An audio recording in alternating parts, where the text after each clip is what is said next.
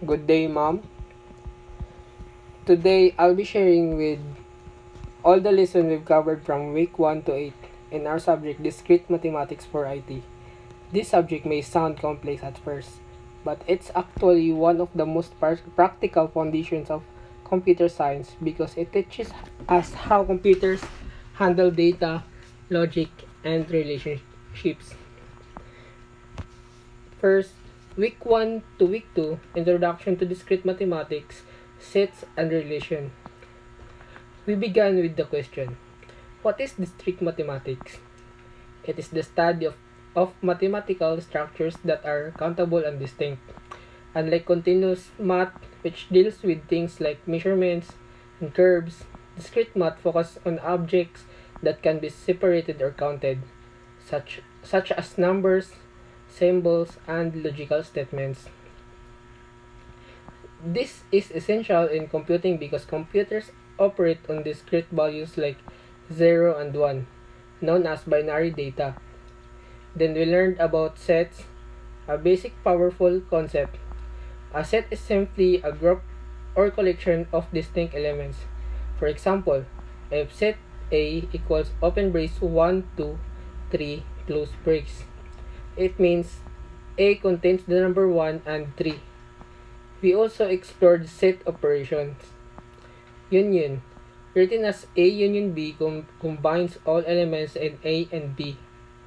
Intersection, written as A intersection B, includes only elements that are common to the both sets. Difference, written as A minus B, gives elements that are in A but not in B. Complement, or A complement includes all elements not in A. Sets are everywhere in computing, from grouping data in databases or filtering search results. And the week 3 and 4, predicates and quantifiers. We studied predicates and quantifiers which are important in logical reasoning. A predicate is a statement that depends on variable and becomes true or false once that variable is known. For example, x is greater than 5 is a predicate. It is true if x equals 7 and false if x equals 3. Then we have quantifiers, which help describe how many elements make a statement true. There are two kinds. The universal quantifier, read as for all x, means that a statement is true for every possible value of x. Example, for all x, x is greater than 0. The existential quantifier, read as there are x's, x means there is at least one x that makes the statement true. Example,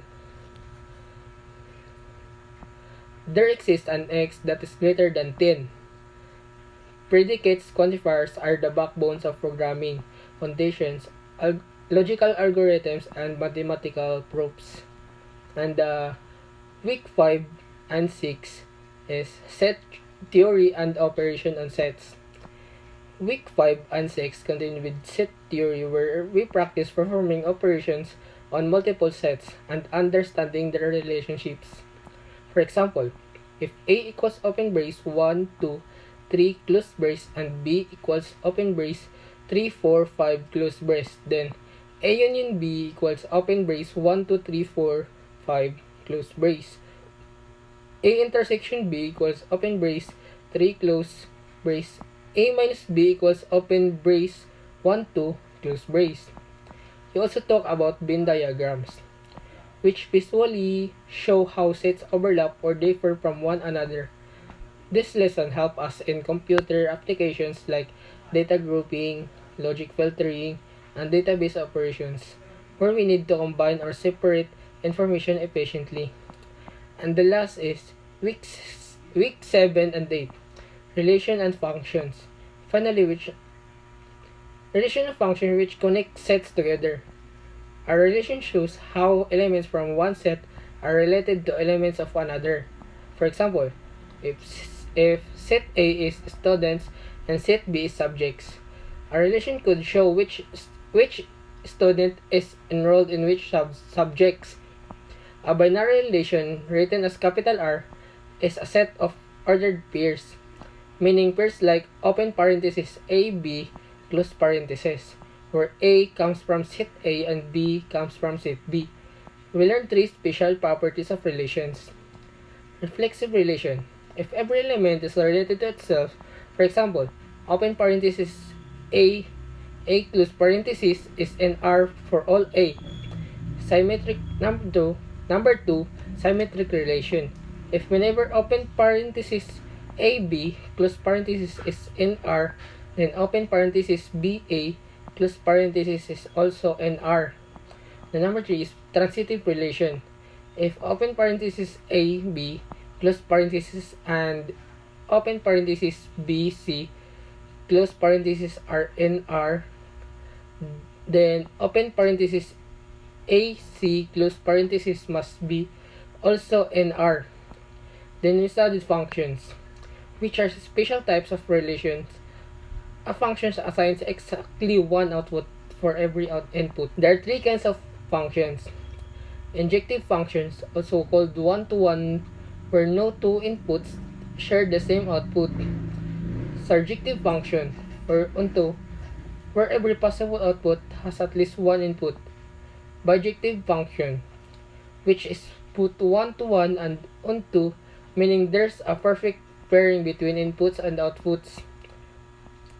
Functions are vital in programming because they describe how input data is processed and turned into output, like how formula or a program works. To sum it all up, from week 1 to 8, we learned that discrete mathematics is not just about numbers. It's about how we organize, relate, and reason with data. We explored sets, relations, predicates, quantifiers, and functions, all of which from the logic behind programming, algorithms, and data structures. These lessons help us think like computers, step by step, logically, and systematically. And that's what makes discrete mathematics a foundation of information technology. Thank you for listening.